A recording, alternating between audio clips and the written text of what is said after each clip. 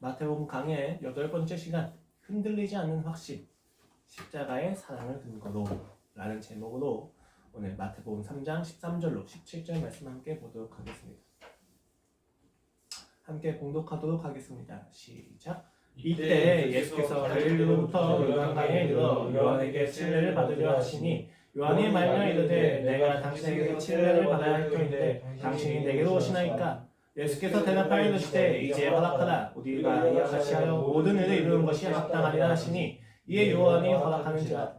예수께서 침례를 받으시고 곧 물에서 올라오실새 하늘이 열리고 하나님의 성령이 비둘기같이 내려 자기 위에 임하심을 보시더니 하늘로부터 소리가 있어 말씀하시되 이는 내 사랑하는 아들이요 내 기뻐하는 자라 하시니라. 아멘.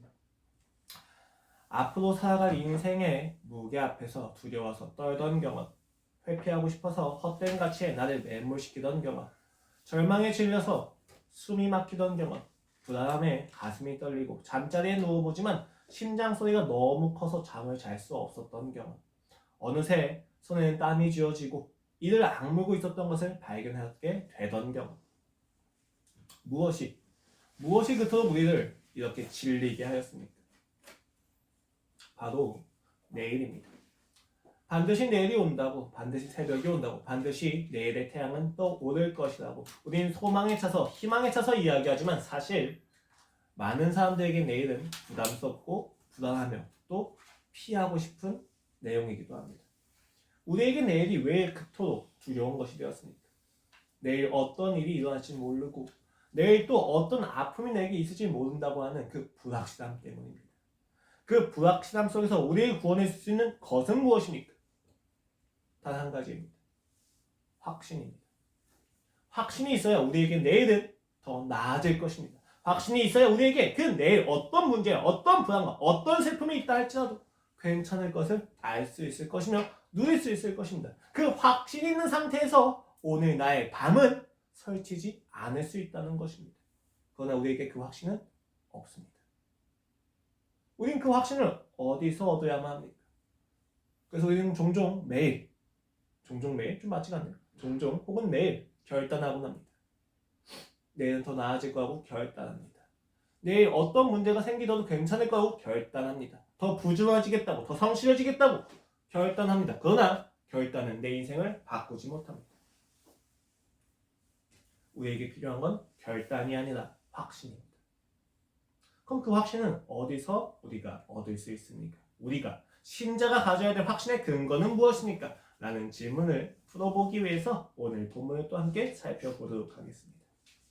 마태복음의 소도는 수치와 죽음을 통해서 새로운 통치를 해내시는 예수 그리스도의 왕 되심과 메시아 되심을 이야기합니다. 그의 통치는 참으로 놀랍습니다. 구약의 성취셨고 새로운 시대 신약의 대표이셨습니다.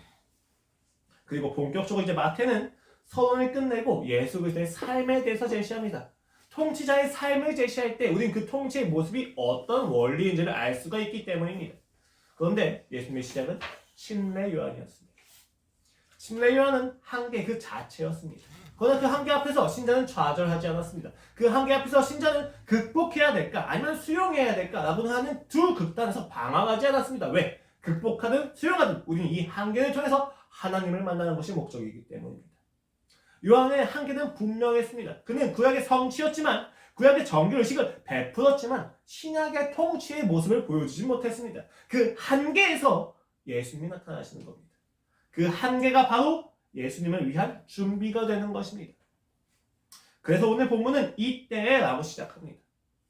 이때가 언제입니까? 바로 요한이 앞서서 자신의 물에 침례는 죄를 자복하게만 하지만 예수님께서 오셔서 하실 불과 성령의 침례는 전혀 다르다는 것을 이야기하면서 자신의 사역과 예수 그리스도의 사역을 구별시켜서 그를 높여드리고 자신의 한계를 인정하는 이때에 예수님께서 시작하신다는 겁니다. 그런데 예수님의 행동은 우리를 굉장히 의아하게 만듭니다. 요한이 자신의 한계를 그렇게 이야기했으면 예수님이 오셔서 하셔야 될 것은 불과 성령의 침례를 베푸시면서 요한도 침례받게 하시면서 자신이 얼마나 위대한 메시아인지 보여주셔야 되는데 예수님 오히려 침례 요한에게 가서 침례를 받아버리십니다. 여기서 우리는 두 가지 질문을 던질 수 있습니다. 첫 번째는 예수님이 침례를 받는 것이 왜 모든 의를 이루는 것이 되냐는 것입니다. 오늘 본문 말씀은 되게 이상하죠. 예수님께서 갈릴리에서 요단강까지 오십니다. 그의 목적은 요한이었습니다. 그리고 그 요한에서 침례를 받는 것이었습니다. 그러나 요한은 당황스럽죠. 그래서 내가 침례를 받아야 되는데 어떻게 당신에게 내 침례를 베풀 수 있습니까? 라고 얘기를 하자 예수님께서 이렇게 대답하십니다. 우리가 이와 같이 하여 모든 의를 이루는 것이 합당하니라. 아니, 침례를 받는 것과 모든 의를 이루는 것이 무슨 상관이냐는 것입니다. 두 번째 질문은 왜 굳이 침례를 받고 올라오실 때 왜 하나님은 갑자기 자신의 기쁨과 사랑을 표현하시냐는 겁니다. 무려 400년입니다. 이스라엘 백성에게 선지자를 통해서도 말씀하지 않으신 시기가 400년입니다. 심지어 예수님이 태어나시고 나서 그 30년의 세월 동안, 약 30년의 세월 동안도 하나님은 어떤 경우도 계시를 보이지 않으셨습니다. 목소리를 그들에게 들리지 않게 하셨습니다. 그런데 예수님이 침례를 하시고 올라오시는 그 무대에서 올라오신 그때 하나님께서 왜 굳이 갑자기 사랑과 기쁨을 표현하냐는 것입니다. 이 부분에 대해서 우리가 하나씩 살펴볼 것인데 이것을 살펴보면 우리 신자의 인생에서 가지는 확신의 근거가 무엇인지 알 수 있을 것입니다. 먼저 예수님은 갈릴리 지역에서 요단강으로 오셔 침례를 받으려고 하신다는 점부터 살펴봅시다. 요한은 당황스럽습니다. 그래서 요한은 이렇게 예수님을 말립니다. 내가 당신에게서 침례를 받아야 할 터인데 당신이 내게로 오시나이까? 아니 받아야 한다면 내가 받아야죠. 내가 어떻게 당신에게 침례를 줄 수 있습니까? 라고 묻는 것입니다. 너무 당연하죠. 침례를 행할 때는 수여하는 자, 베푸는 자와 받는 자가 있습니다. 그리고 당연히 베푸는 자가 받는 자보다 더 높은 권위가 있어야만 합니다. 당시의 침례는 유대인에게 정결 의식이었어요. 부정한 것이 닿아서 자신들이 오염돼서 부정하게 되었으면 성전에 들어갈 수가 없기 때문에 그 부정한 것을 씻기 위한 절차 중에 하나가 침례였습니다. 정결 의식이었단 말이에요. 그 이방인들한테는 개종의 의식이었어요. 지금까지 내가 믿고 있던 건 잘못됐습니다. 그래서 내가 거룩합니다. 라는 것을 표현하는 방법이 바로 침례였다는 말입니다.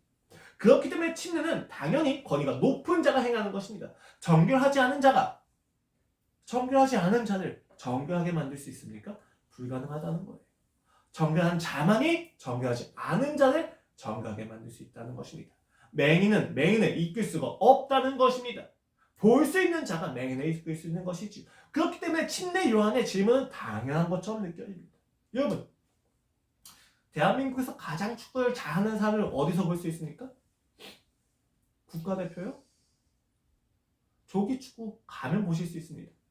조기축구 아저씨들이 술 마시면서 국가대표 경기를 보면 국가대표 아니 프리미어 리그에도 상관없습니다. 다 비판합니다. 아유 저렇게 하면 안 되지. 야 차라리 내가 가서 뛰겠다. 정말 가서 뛰게 되면 잘할까요? 그렇지 않죠. 가장 잘하는 사람들은 어디서 볼 수 있느냐? 항상 술 마시는 자리에서 볼 수가 있어요. 그런데 조기축구의 회장이 회원들에게 기술을 가르쳐주고 있는데 전략을 가르쳐주고 있는데 거기에 손흥민이 나타난다고 생각해 보십시오. 그래서 저도 배워보겠습니다 라고 얘기하면 조기축구의 회장이 그래 너도 배워라 라고 할까요? 아니 제가 배워야죠. 어떻게 나이하고는 상관이 없어요. 전문성의 차이에서 권위가 달라지기 때문입니다. 당연히 지금 우리가 요한이 하는 모습을 보고 당연히 동의가 돼요. 공감이 돼요. 요한은 침례를 베푸는 사람이 아니잖아요. 침례를 베푸시면 예수님께 베풀 수 있는 사람은 아니잖아요. 예수님보다 그가 더 정결하지는 않잖아요. 당연한 거예요. 그러니까 요한이 놀랐던 거죠. 그런데 우리는 이 모습을 보면서 우리도 같이 놀래요. 더 당황스러워요. 어떤 것 때문에 당황스럽습니까? 침례 요한이 말했어요. 회개하라 천국이 가까이 왔느니라. 그리고 아직 오지 않았지만 이미 온 이 천국 앞에서 너희는 회개를 통해서 준비해야 된단다. 그럼 회개를 하는 사람들이 어떤 마음가짐을 가지고 보게 됩니까? 이제 곧 예수님이 정말 탁월하게 오시겠구나. 메시아가 정말 우리 탁월하게 통치하겠구나. 라고 하는 기대가 부푼다. 이 기대가 부풀어가지고 정말 오매불망 그 메시아의 모습을 기다리고 있었다는 겁니다. 우리는 이 기대 속에서 배신당한 거예요. 예수님이 오셔서 침례를 받아버리시니까 무슨 이야기예요? 요한보다 권위가 더 낫다고 스스로 인정하는 꼴이 된다는 것입니다. 자신이 회개를 해야만 한다고 인정하는 꼴이 된다는 것입니다. 우리의 한계에 그가 머리를 들이미셨다는 겁니다. 이해가 되지 않습니다. 왜 스스로 죄인을 자처하십니까? 오히려 그가 불과 성령을 침례를 쫙 해놔셔야 되는데 왜 물의 침례를 그가 굳이 받으시냐는 것입니다. 이러한 당황스러움은 그리스도의 사역에 대한 무지에서 발생합니다. 여러분, 우리는 어느 누구도 예수 그리스도가 누군지 몰랐습니다. 모르는 상태에서 우리는 항상 구원자에 대한 이미지를 만듭니다. 그리고 그 이미지는 그 예수님 자체하고는 별로 상관이 없습니다. 내가 원하는 구원자이기 때문입니다. 그 이러한 편견이 우리로 하여금 그리스도가 왔을 때 그 그리스도를 받아들이지 못하게 합니다. 예수님이 오십니다. 우리가 생각하는 예수님, 구원자는 거룩하고 위대하고 탁월합니다. 놀랍습니다. 능력이 가득합니다. 그런데 그래서 그 능력이 가득한 예수님은 우리가 삶에서 멀게 느껴집니다. 그런데 갑자기 그 예수님이 오셔서 야, 문 좀 열어라. 문을 부수고 들어오시는 것도 아니고 두드리시면서 나를 부르십니다. 문 좀 열어라. 내가 너와 함께 식사하고 싶구나. 우린 거기에 대답합니다. 아유, 예수님 어떻게 무리하게 오십니까? 너무 누추하니까 제가 갈게요. 여러분, 이거는 겸손이 아닙니다. 변함이 아닙니다. 이거는 무지입니다. 예수님에 대한 무지는 곧 적대감이기도 합니다. 여러분, 저는 이런 무지가 굉장히 많이 있어요. 선물 받으면 어떻게 됩니까? 기뻐야죠. 감사해야죠. 감격해야죠. 근데 저는 선물을 받으면 부담스럽습니다. 미안함이 느껴집니다. 왜 그럴까요? 제가 겸손해서요? 아니요. 제가 교만해서 그렇습니다.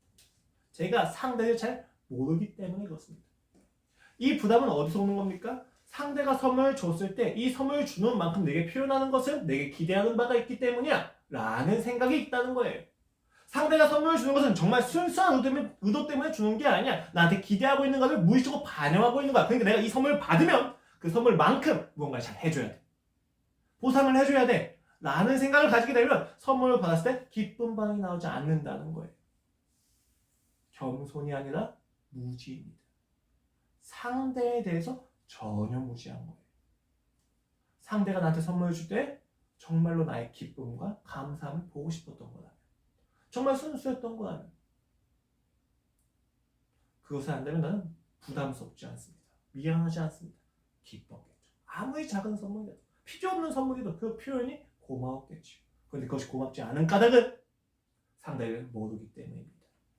예수 그리스도께서 우리에게 구원을 주셨는데 그 구원을 받으면 주여 내가 무엇이건데 라고 이야기하는 것은 겸손이 아닙니다.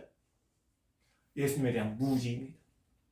예수께서 나를 구원하신 것에 대한 어떤 목적이, 내가 생각하는 어떤 비즈니스적인 일적인 목적이 있다고 생각하는 것입니다. 그러나 예수 그리스도가 우리를 구원하신 목적은 관계입니다. 이것을 모르는 거예요. 이것을 모르니까 우리는 항상 부채감을 느끼고 사는 겁니다. 그 구원에 맞게, 그 구원에 합당하게 내가 무언가 드려야 되라고 우리는 생각한다는 거예요. 다 거짓말이고 다 무지면 다 적대감입니다. 죄입니다. 예수님의 구원은 그렇지 않습니다. 정말로 진정성 있고 순수하게 우리가 기뻐하게 원하신다는 겁니다. 요한은 그걸 알지 못했습니다. 그러나 우리는 마음에 들지 않습니다. 그 예수님이 마음에 들지 않아요. 그래서 주여 내가 받아야 되지요. 어떻게 당신에게 오십니까? 라고 질문을 하게 되는 겁니다. 이에 예수님께서 하신 대답은 무엇입니까? 15절 말씀입니다. 예수께서 대답하여 이르시되 이제 허락하라. 우리가 이와 같이 하여 모든 의를 이루는 것이 합당하니라 하시니 이에 요한이 허락하는지라. 먼저 예수님은 강요치 않고 허락을 구하셨습니다. 우리가 기대하고 우리가 원하는 그리스도, 메시아와는 좀 다른 모습이죠. 그는 허락을 구하셨습니다. 그리고 이렇게 이야기하십니다. 우리가 이와 같이 하여라고 이야기하십니다. 재밌지 않습니까? 내가 이와 같이 하여야, 네가 이와 같이 하여야 모든 의를 이룰 수 있단다가 아니에요. 우리가 이와 같이 하여라고 이야기합니다. 요한은 그와 자신이 얼마나 다른지를 이야기했습니다. 자신의 물침례와 그의 불과 성령의 침례가 얼마나 다른지를 이야기했어요. 자신이 그의 신조차도 되지 못한다고 이야기했습니다. 구별시켰어요. 분리시켰어요. 그러나 예수님은 우리라고 이야기하십니다. 예수님은 묻구십니다. 우리가 이와 같이 하여. 그리고 이야기하십니다. 모든 의를 이루는 것입니다. 너의 의, 나의 의, 이스라엘의 의가 아닙니다. 모든 의입니다. 모든 사람에게 옳은 것으로 받아들여질 수 있는 것을 이루겠다고 하시는 겁니다. 어떻게 모든 사람한테 의를 이룰 수 있습니까? 여러분, 우리의 옳음은 필연적으로 상대에 대한 부정입니다. 내가 옳다는 것은 너도 옳다를 배제시킵니다. 우리가 이야기하고 우리가 주장하고 우리가 살아내려고 하는 의는, 옳음은 폭력적입니다. 항상 누군가를 배척시킵니다. 그러나 예수님의 의는 모든 의라고 칭함을 받아도 괜찮습니다. 왜 그렇습니까? 모든 인류에게 공통적으로 옳은 것이 딱 한 가지가 있기 때문입니다. 죄에서의 구원입니다. 예수님이 이야기하시는 겁니다. 야, 허락해라. 내가 온 인류에게 옳음을 보여주겠다. 그것을 이루기 위해서 내가 오늘 이 한계의 자리에 들어왔단다. 왜 들어오셔야만 했어요? 이 모든 의를 이루기 위해서 왜 이 침례를 받으셔야만 했습니까? 이 한계로 들어오지 않은 상태에서 옳음을 주장하는 것은 그들에 대한 배척이 되기 때문입니다. 지금 이스라엘 백성은 아주 중요한 순간이에요. 그들이 진노에 빠질까, 그들이 천국에 갈 수 있을까에 대한 정말 첨예한 순간이라는 것입니다. 만약 예수님이 그들의 한계로 들어오지 않으셨다면 이스라엘 백성은 자연스럽게 배척됩니다. 그러나 예수님은 그들의 한계에 들어오셨습니다. 그리고 그들에게 이야기하시는 겁니다. 이제 내가 너희의 대표란다. 바울이 이야기합니다. 첫째 아담이 있고 둘째 아담이 있다. 대표자에 대한 이야기입니다. 첫째 아담을 해서 인류가 죄에 빠졌습니다. 그렇기 때문에 둘째 아담이라서 인류를 죄에서 구원한다는 것입니다. 이 첫째, 둘째 아담의 조건은 이 인간이 되어야만 한다는 것입니다. 예수님께서 우리는 이렇게 생각해요. 예수 그리스도의 십자가 생각하면 대속의 의미만 생각합니다. 그러나 예수 그리스도의 십자가의 의미는 대표성이 있습니다. 그가 이 한계에 들어오셨다는 겁니다. 모든 의를 이루기 위해서 그는 침례를 받으셔야만 했어요. 그 한계에 들어오셔야만 했어요. 내가 끔찍히도 싫어하고 내가 진저리 치고 내가 계속해서 밀어내고 있는 나의 한계에 그는 들어오셔야만 했다는 것입니다. 나는 버렸고 그는 받아들였습니다. 우리가 무엇으로 메시아를 확신합니까? 우리가 무엇으로 메시아를 확신하는 기준을 삼습니까? 성경이 이야기하는 것은 세상이 이야기하는 능력과 탁월함 그리고 말할 수 없는 어떤 위로 이런 것과는 좀 다릅니다. 오히려 간단해요. 예수님께서 요한에게 허락을 구하실 때 뭐라고 이야기하십니까? 이제라고 이야기하십니다. 시간 분사가 붙죠. 이 이제라고 이제 번역이 된 헬라어는 사실 지금이라고 이제 해석이 가능합니다. 지금은 허락해라 혹은 이제는 허락해라라고 얘기하는 건데 다른 번역 버전에서는 지금은 허락해라라고 이야기하는 경우도 꽤 있습니다. 근데 지금은 허락하라고 이야기하면 지금은 허락하고 나중에 허락하지만 좀 이런 일시적인 의미처럼 느껴져요. 그렇기 때문에 저는 사실 이제 허락하라가 맞다고 생각합니다. 왜냐하면 지금 마태복음의 문맥은 새 시대와 옛 시대가 명확하게 대비되고 있기 때문입니다. 이제는 허락하라. 왜요? 지금까지 요한의 삶에서 지금까지 구약의 인생에서는 이것을 허락할 수가 없었기 때문입니다. 메시아가 우리의 한계로 들어온 것을 있을 수 없었습니다. 이제까지는 없었다는 것입니다. 그러니까 이제는 허락해야 된다는 것입니다. 왜? 새 시대가 열리기 때문에. 이제는 한계 밖에서 한계를 부수고 무조건 부수고 능력과 탁월함으로 압도해서 굴복시키는 구원이 아니라 메시아가 한계로 들어와서 그 한계 속에서 죽음으로 한계를 극복하는 모습을 보여주는 것이 진정한 구원이기 때문입니다. 그래서 이야기하신다. 이제는 허락해라는 것입니다. 이제는 무력과 힘과 세상의 논리가 아니라 사랑의 원리가 죽음의 원리가 생명의 원리가 통치의 원리이며 기준이 된다는 것입니다. 그래서 그는 침례를 받으심으로 모든 일을 이루셔야만 했던 것입니다. 침례를 받지 않으시면 결코 의를 이룰 수가 없다는 것입니다. 물론 우리는 싫죠. 그가 능력과 힘으로 우리를 구원하시기를 우리 끊임없이 바랍니다. 무엇이 옳습니까? 라고 이야기했었을 때 예수님이 침례를 받으시는데 하늘이 열립니다. 하늘이 열리는 경우는 구약에서도 신약에서 종종 있었던 경우입니다. 그리고 하늘이 열린다는 표현은 구약 내내 하나님께서 자기 자신을 드러내 보이신다는 계시의 의미와 굉장히 밀접합니다. 오늘 예수님은 침례를 받으시는데 갑자기 하늘이 열립니다. 하나님께서 그 예수님께 뭔가 말씀하신다는 거예요. 그런데 거기에 성령이 내려옵니다. 여러분, 성령이 어떻게 내려옵니까? 비둘기 같이 내려왔다고 이야기하고 있습니다.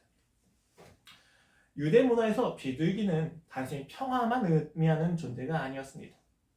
하나님께서 창조하실 때 그 하나님의 영이 수면 위를 운행하신다고 이야기했을 때 이 영의 표현은 이 영을 동물로 의인화시키면 항상 비둘기가 나와요. 새로운 창조의 의미에서 우리는 비둘기를 볼 수가 있습니다. 또 노아가 그 대륙이 지금 묻히 드러났는지 안 드러났는지에 대한 확인을 할 때 까마귀와 비둘기 쓰는데 까마귀는 아무것도 가져오지 못하지만 비둘기는 가져오게 됩니다.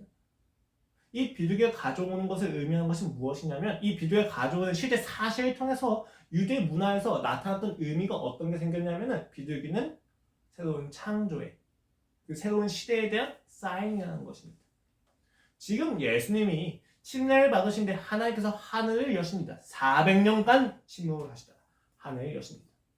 당시에 400년 동안 하늘의 음성을 듣지 못했던 유대인들은 바트콜이라고 얘기해서 하늘의 딸 혹은 하늘에서 들리는 메아리라고 해서 간접적인 그의 계시를 바라는 문학들도 있었어요. 하나님께서 직접 음성을 얘기하시면 자신의 주관성을 가지고 이렇게 음성을 얘기하셨다. 근데 그걸 어떻게 확인하냐? 바트콜, 메아리 쳤다, 음성이 있다, 하늘에서 무언가 음성이 있었다라고 문학적인 표현을 썼다는 것입니다. 그러나 마트는 오늘 정확히 이야기한다. 하늘이 열리고 목소리가 들립니다. 성령이 내렸다. 그 예수님께서 그걸 보십니다. 전혀 다른 계시의 질이 임했다는 것입니다. 더 이상 계시가 숨겨진 시대가 아니라 이제 이 계시가 열리는 시대가 되었다는 것입니다. 이 계시가 열리고 처음 그가 하신 말씀이 무엇입니까? 17절 말씀입니다. 하늘로부터 소리가 있어 말씀하시되 이는 내 사랑하는 아들이요 내 기뻐하는 자라 하시니라. 충격적인 사건이죠. 400년 동안의 침묵을 깨고 그가 하신 말씀은 예수 그리스도를 인정하시는 말이었습니다. 그는 그를 사랑하는 아들이라고 이야기하십니다. 또 그는 그를 기뻐하시는 자라고 이야기하십니다. 여기에 구약 인용이 있었다 없었다 굉장히 많은 논쟁이 있는데 저는 사실 구약 인용이 있었든 없었든지 간에 중요한 내용은 무엇이냐면 하나님께서 예수님을 사랑하시고 기뻐하신다는 것을 표현하셨다는 겁니다. 어떤 예수님입니까? 어떤 예수님입니까? 침례 요한에게 침례를 받는 것에 대해서 우리는 당황스러워합니다. 우리는 그것을 부정합니다. 우리는 그것을 거절합니다. 근데 그것과 대조돼서 하나님은 그를 인정하십니다. 근데 그 인정의 방법은 무엇이었습니까? 여러분 오늘 본문 말씀은 사랑하는 아들이요 기뻐하는 자라 하시니라 라고 하는 거에 대한 구약 인용을 인정을 한다면 이 말씀은 십자가도 그가 반드시 가서 죽으셔야만 한다는 것을 담지하고 있습니다. 함의하고 있습니다. 이사야서 41장 1절 말씀을 인용하는 것인데 내가 붙드는 나의 종 내 마음에 기뻐하는 자 곧 내가 택한 사람을 보라 내가 나의 영을 그에게 주었은지 그가 이방에 정의를 베풀리라. 그가 이방에 정의를 베푸는 방법은 죽음이었습니다. 그래서 예수님께서 자신이 처음으로 제자들에게 말씀하시죠. 내가 죽어야만 한다. 십자가에 못 박혀야 된다. 라고 이야기하신 다음에 제자들이 받아들이지 못합니다. 그리고 나서 변화세에 올라가셔서 하나님의 권위를 인정받습니다. 그때 인정을 받을 때도 이 말씀이 나옵니다. 17장 5절 말씀입니다. 말할 때에 호련히 빛난 구름이 그들을 덮으며 구름 속에서 소리가 나서 이르되 이는 내 사랑하는 아들이요 내 기뻐하는 자니 너희는 그의 말을 들으라 하시는지라. 예수님이 어디로 가시는 거에 대해서 인정을 해주십니까? 확증을 해주십니까? 능력이 나타날 때 오병이어를 하실 때 아니요. 그가 죽으러 간다는 것을 표현할 때 그가 십자가로 가신다는 것을 표현하실 때 하나님은 그것을 기뻐하며 사랑하는 것이다 라고 표현한다는 것이에요. 굉장히 재밌어요. 예수님을 인정하는 하나님의 방법은 기적과 능력과 놀라움이 아니었습니다. 사랑과 기쁨이었다는 것입니다. 하나님께서 예수님을 인정하시는 방법은 능력과 세상과 권력과 명예와 탁월함과 영광이 아니라 사랑과 기뻐하심이었다는 것입니다. 우리는 이렇게 생각합니다. 세상을 살아가다가 넘어집니다. 능력이 없습니다. 내가 한 노력에 대한 결과가 좋지 않습니다. 어떤 생각을 합니까? 이게 아닌가? 이거 하나님 뜻이 아닌가? 내가 다시 회개해서 다시 기도해보자. 아니 당연한 거예요.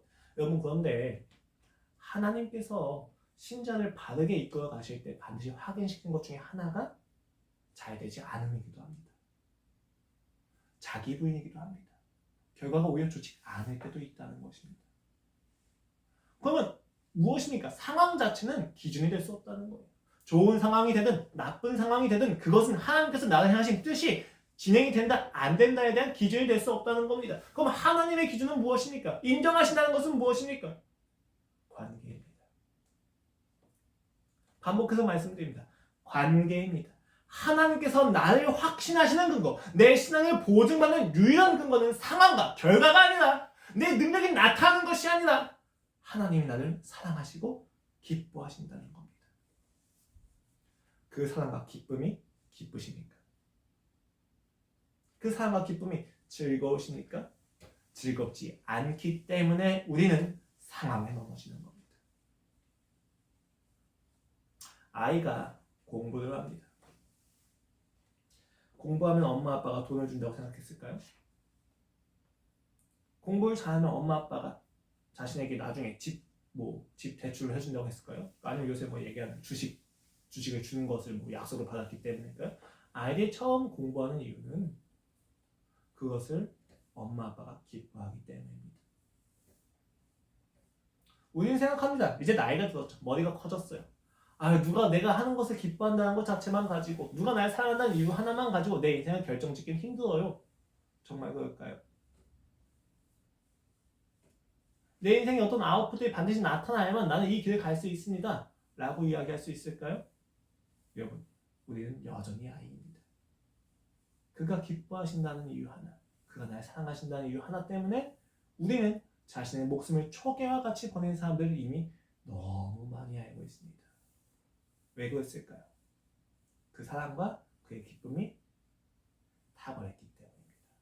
여러분, 기독교인의 탁월함은 능력에서 나타나지 않습니다. 물론 능력적으로도 나타날 수 있어요. 제한시키는 게 아니에요. 그런데 기독교인들의 신자의 탁월함의 근거는, 본질은 관계성입니다.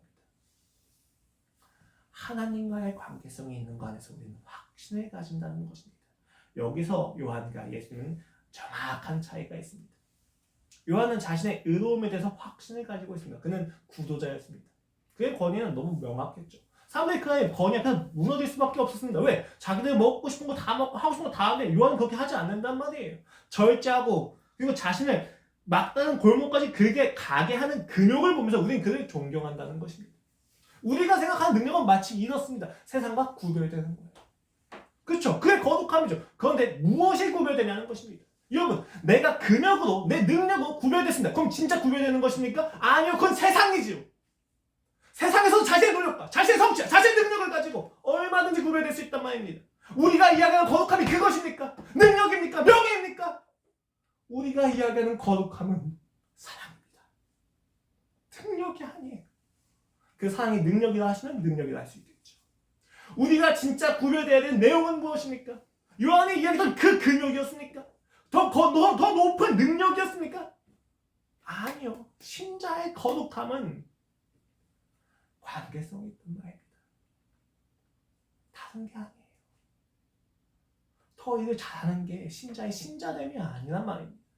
우리가 계속 착각하게 된다는 것입니다. 심지어 어떤 이야기까지 합니까? 우리 좀 배우니까 복을 많이 받는 것, 물질이 많은 것, 공부를 잘하는 것 자체가 능력은 아니지 라고 이야기해서 어떤 생각을 하게 돼요? 겸손한 것이 능력이지. 또 사랑도 능력이라고 얘기해. 사랑도 능력이지. 자기 불도 능력이지. 그래서 어떻게 됩니까? 고난 앞에서 누군가 사랑할 수 없는 걸 만나게 돼요. 사랑할 수 없는 사람을 만났는데 내가 사랑을 못해요. 그럼 어떻게 돼요? 좌절해요. 절망해요. 왜? 사랑을 능력으로 받기 때문에. 여러분, 사랑도 능력입니다. 맞습니다. 그런데 조금 달라요. 능력의 관점에서 사랑을 보는 것이 아니라 사랑의 관점에서 능력을 보는 거예요. 근데 우리는 끊임없이 능력의 관점에서 본다는 거예요. 이 고난 속에서, 이 넘어짐 속에서, 이 절망 속에서 하나님을 의지하지 못하는 나에게 절망하는 까닭은 신앙의 능력으로 삼고 있기 때문입니다. 하나님께서 주시는 탁월함이 그런 능력입니까? 신자가 주장하고 자랑스러워할 때 탁월함이 그런 능력입니까? 아니라는 거예요. 이제는 다르다는 거예요. 구약에서는 그것이 맞습니다. 지금까지는, 이제까지는 그게 맞았을지 모릅니다. 그러나 이제는 다릅니다. 예수께서 와서 이야기하시는 것은 그것이었습니다. 이제는 그것이 아니란다. 한계를 한계를 극복해서 압도하고 압제하는 것이 아니라 그 한계 안으로 들어와서 직구하는 것이, 지금으로 부활해서 그 한계를 오히려 수용하면서 넘어가는 것이, 그리고 그것을 하나님께서 관계로 인정해 주는 것이 이제 통치의 원리란다 라고 이야기하시는 겁니다. 확신의 근거는 무엇입니까? 능력입니까? 아니, 관계입니다. 확신의 근거는 힘이 아닙니다. 확신의 근거는 사랑입니다. 확신의 근거는 우리의 삶에서 십자가의 길에 놓여져 있는 그리스도의 사랑이라는 것입니다. 그것을 떠나서는 우리는 어떤 것도 확신할 수 없습니다. 어떤 것도 확신의 근거가 될 수 없다는 것입니다. 재밌지 않습니까? 그 목소리가 물에 들어가는 순간이 아니라 물에서 나오는 순간 울렸다는 것입니다.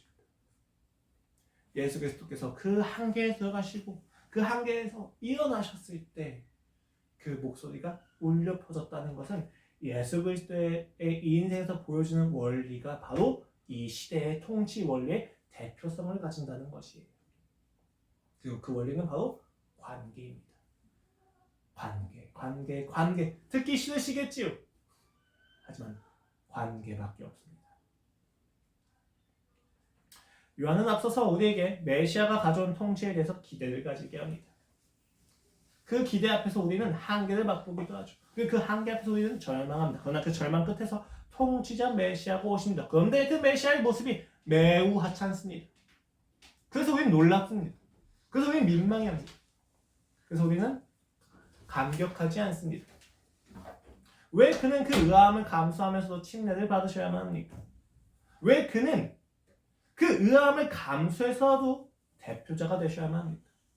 사랑하시기 때문에. 한계로 들어와서 의를 이루시기 위함입니다. 그가 침례를 받는 것을 통해서 모든 의를 이루시는 까닭은 그렇습니다. 사랑을 알려주시기 위함입니다. 그럼 그를 왜 하나님께서 사랑과 기뻐하심으로 확인시켜 주십니까? 그것이 새 시대의 대표성이기 때문입니다. 일의 결과 능력이 아니라 그 사랑과 기쁨이 바로 이 새 시대의 원리이기 때문입니다. 세상의 확신은 자신을 근거로 합니다. 세상의 확신은 자신이 얼마나 구별되었는지, 얼마나 자신이 능력인지, 자신이 얼마나 탁월한지를 근거로 확신을 가집니다. 그러니까 언제든지 무너질 수 있다는 것입니다. 세상의 확신은 항상 능력에 있습니다. 이런 확신을 방해하는 요소가 있다면 무엇입니까? 실패이고 고난이겠지. 그래서 세상은 실패와 고난을 넘어서기가 힘듭니다. 심지어 실패와 고난을 넘어선 사람들의 인생은 내가 실패와 고난을 넘어서지 못하는 것에 대한 정죄가 되기도 하지요.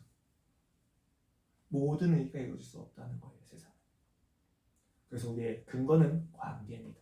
근데 우리의 확신의 근거가 관계라는 사실을 어떤 것이 방해합니까? 바로 우리가 가진 편견입니다. 편견이란 무엇입니까? 내가 가지고 있는 경험이 내 인생에 절대화되는 것이 바로 편견입니다. 신앙은 이래야 돼.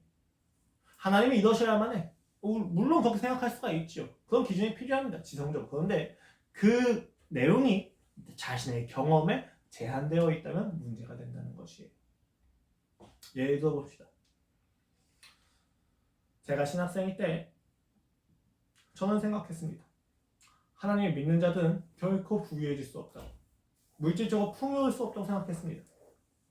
그래서 저는 교수님들이 아무리 많은 가르침과 좋은 가르침을 한다 할지라도, 그리고 그 교수님들이 울면서 예수 그리스도를 고백한다 할지라도 사실은 비아냥대는 마음이 있었습니다. 지들은 잘난 자들이 있습니까? 저렇게 막 그렇게 정의와 공의를 이야기하면서 성경을 이야기하면서 성경이 가진 사랑을 이야기하면서 왜 정작 나가서 사랑을 실천하는 모습은 없을까 비판했습니다. 근데 여러분 생각해 보십시오. 잘 산다고 해서 예수 그리스도를 믿는다는 고백이 하찮아집니까? 만약 잘 살기 때문에 예수 그리스도를 믿는다는 고백이 하찮아진다면 그 신앙의 근거는 물질에 있겠지. 잘 산다 할지라도 예수 그리스도를 믿는다는 고백은 귀한 것입니다. 그리고 제가 그 사람들이 얼마나 사랑을 실천하는지 안 하는지에 대해서 다 알 수 있습니까? 알 수 없죠. 내가 가진 것만 보고 마음대로 결정했다는 것입니다. 편견은 하나님을 바라보고 누리는 것을 방해합니다. 내 경험과 내 지식이 절대화되어서 신앙을 규정하는 순간 우리는 그 안에서 절망하게 됩니다. 삭제하게 됩니다.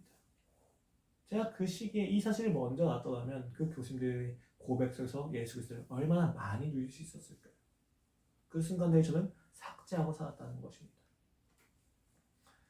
우리의 편견이 하나님을 아는 확신을 방해하기도 한다는 것입니다. 그렇다면 다시 돌아오겠습니다. 우리는 도대체 어떻게 해야 확신을 가질 수 있습니까?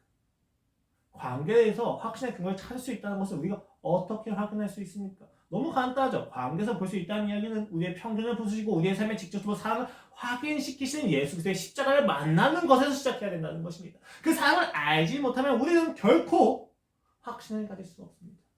그 십자가 사건은 근거로 하나님과의 관계에서 그가 오늘 나를 향해 어떤 마음과 어떤 감정과 어떤 의지를 가지고 있는지 매 순간 알아야 우리는 우리의 삶에 펼쳐지는 상황들을 해석해낼 수 있다는 것입니다. 그 해석이 바로 확신입니다. 그 해석을 할 수 있는 이유가 바로 확신입니다. 왜요? 어떤 상황이 되든지 간에 나는 하나님의 자녀라는 것입니다. 이거에 대해서 그더 많은 사람들이 의아함을 품습니다. 하나님의 자녀면 그더 능력이 나타나지. 그러나 여러분 저는 묻습니다. 정말 묻고 싶습니다. 십자가에서 그가 죽으시고 부활하신 결과가 능력이었습니까? 십자가의 가장 큰 결과는 하나님과 나의 관계 회복이었습니다. 우리님께서 이 사실을 무시해요. 성경에서는 십자가로 인해서 무엇이 나타나느냐 했을 때 회복이 나타났다고 얘기한다. 휘장이 찢었다고 얘기한다. 하나님과 나 사이에 있던 죄가 없었다는 것입니다. 그런데 우리는 끊임없이 능력이 없다고 하나님 앞에서 징징이 됩니다. 좋은 결과가 없다고 하나님 앞에서 원망합니다. 십자가를 끊임없이 무시하고 있다는 것. 하나님은 내게 관계를 주셨는데 나는 그 관계를 쓰레기처럼 여기고 있다는 것입니다. 성경적으로 능력 자체는 신앙의 근거가 될 수 없습니다. 기준이 될 수 없습니다. 내가 어떤 삶을 살아가지 못하는 것이, 내가 누군가의 선함을 베풀지 못한 것 자체가 기준이 될 수 없습니다.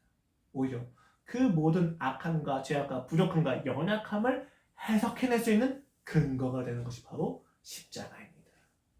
여러분, 이 자유함을 아셔야만 합니다. 우리가 가지는 확신은 결단이 아니에요. 우리가 확신 좀 잘못 생각하는 경향이 있어요. 결단을 해서 어떤 확신이 생길 거야. 여러분, 그러나 결단 자체는 어떤 경우에도 조건과 원인이 될 수 없습니다. 결단은 결과입니다. 어떤 결과입니까? 마음대로 살던 사람이 있었어요. 근데 그렇게 마음대로 살던 사람이 갑자기 마음에 잡고 공부를 합니다. 결단을 했다는 거죠. 우리의 인생은 결단이 필요합니다. 그런데 이 결단이 어떻게 나타나는 겁니까? 자신의 삶에서 마음대로 살았더니 마음대로 살았던 그 결과가 너무 공허하고 허무하고 아프다는 것을 알았고 그 마음대로 사는 기간 동안 나를 위해서 안타까움으로 기도하고 있던 부모님의 사랑을 확인했을 때 그제서야 비로소 사람은 돌아와서 결단하는 것입니다. 결단은 결과입니다. 자신이 헛된 가치에 매몰되었을 때 어떠한 공허함을 느꼈는지에 대해서 확인하고 그 시간 동안 나를 위해서 울어주며 사랑했던 사람이 있었다는 것을 알았을 때 결단은 결과로서 나오는 것이지 결단 자체가 조건과 원인이 돼서 내 인생을 바꾸는 것이 아니라는 것입니다. 그런데 우리는 끊임없이 결단 자체가 조건과 원인이라고 생각하고 우리의 인생의 확신을 결단을 통해서 만들어내려고 합니다. 만들어지지 않아요. 여러분이 하시는 결단은 내일까지 가지도 못합니다. 제가 만들어낸 결단은 일주일 넘지 못합니다. 여러분과 제가 다를 게 없어요.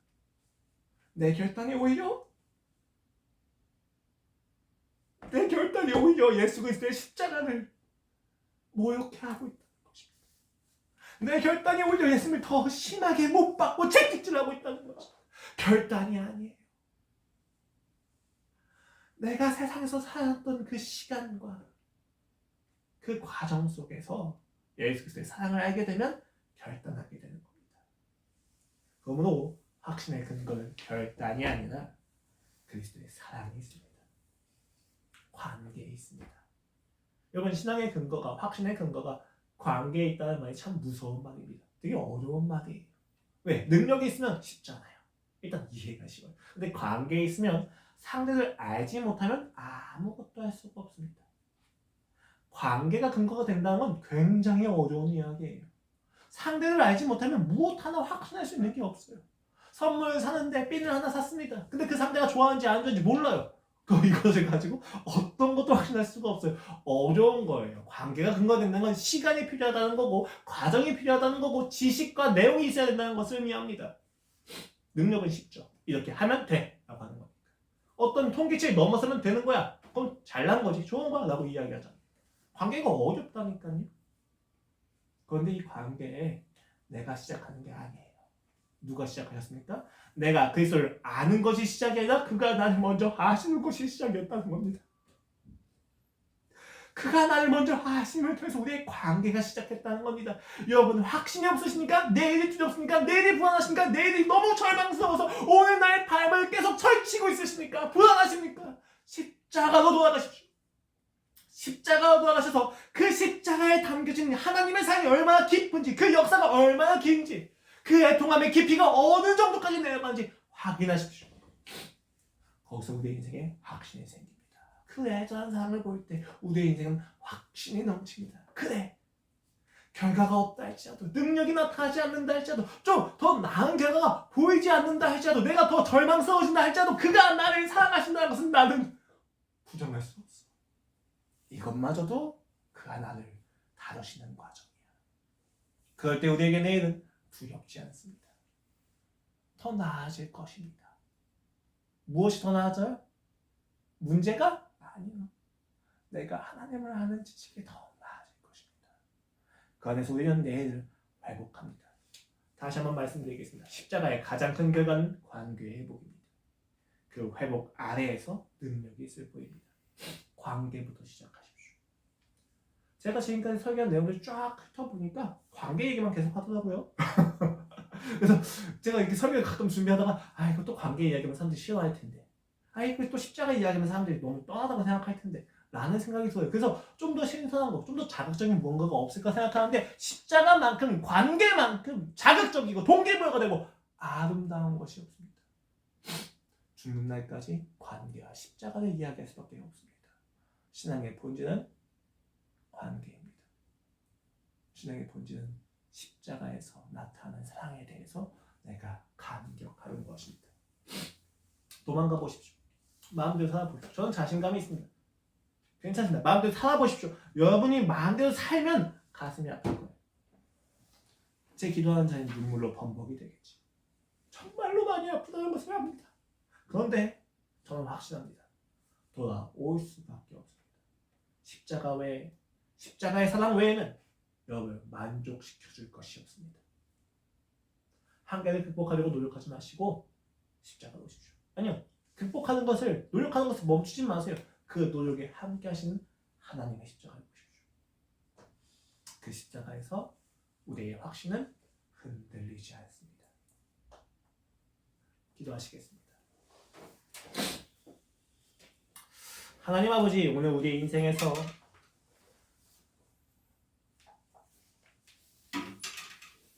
사랑과 기쁨을 보여주시옵소서. 그 관계가 바로 전부입니다. 그 사랑과 기쁨이 전부입니다. 주님, 주님, 나를 기뻐하십니까? 나를 사랑하십니까? 라는 질문에 주님이 주신 대답은 십자가였습니다. 그 대답보다 더 놀라운 것은 없습니다. 아버지, 우리의 확신이 흔들리는 까닭은 십자가의 결과가 관계의 회복이라는 것을 하찮게 여기기 때문입니다. 아버지의 사랑을 더 이상 짓밟지 말게 하소서. 그리하여 주님에게로 나아가 진정한 확신을 얻게 하여 주시옵소서. 그러나 우리 모두는 알고 있습니다. 내가 확신이 없다 해도 주님은 확신이 있으십니다. 그 확신으로 우리를 초대하여 주시옵소서. 감사합니다. 예수 그리스도의 이름으로 기도드렸습니다. 아멘. 함께 찬양하고 기도하고 끝내도록 하겠습니다.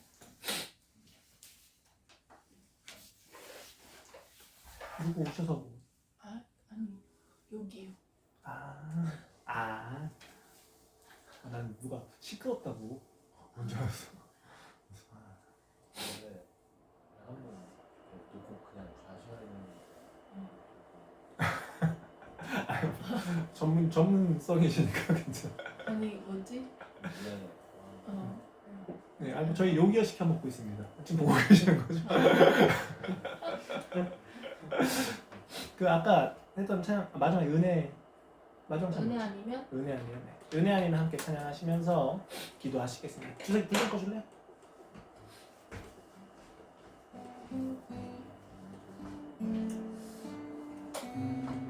하나님의 은혜가 아니면 설 수가 없습니다. 설 수가 없다는 얘기는 능력이 있을 수 없다는 얘기가 아니라 여러분 은혜가 아니면 하나님과의 관계를 할 수가 없다는 겁니다. 우리가 너무 쉽게 착각해요. 너무 쉽게 오해해요. 관계보다 더 탁월한 게 있는 거죠.